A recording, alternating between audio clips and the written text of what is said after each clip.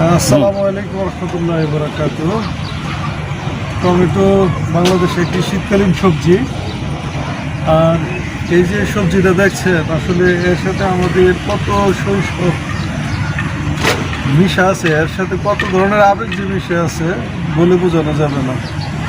আমাদের বাপ চাচারা সবজি ক্ষেত করতো, তখন অনেক সবজির মধ্যে থেকে টমেটো ছিল একটি সবজি। আর এই সবজির যে উপকারিতা, মানে এটার গুণাগুণ শরীরের জন্য এত চাহিদাপূর্ণ একটি ফল।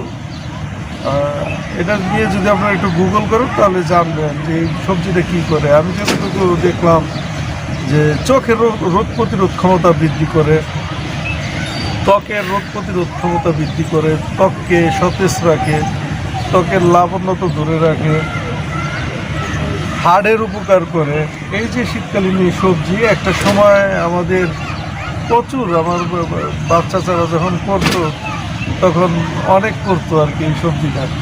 তো এই যে এখন অল্প অল্প একটা গাছের মধ্যে, তারপরও আলহামদুলিল্লাহ। ভাই একটু সামনে আসো না, একটু সামনে আসো।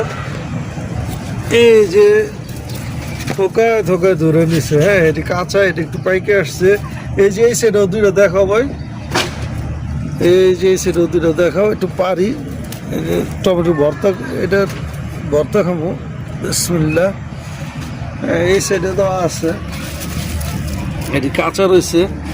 আর এই যে এটা এটা একটু কালার আসছে, কালার আসলে এটা পারবো না, কিন্তু আমার টমেটোর ইফতারের সময়, বুঝছো ভাই, এই যে ইফতারের সময় এই দুইটা টমেটো একটা সালাদের জন্য যথেষ্ট। আর এই সালাদের গ্রানটা, মানে এই টমেটো দিয়ে সালাদ বানাইলে, অনেক হয়তো আমরা বলি সালাদ, এটা যে টমেটোর চাটনি বানাইলে এই যে একটা স্বাদ হইব বলে বোঝা যাবে না। তো সবাইকে অসংখ্য ধন্যবাদ।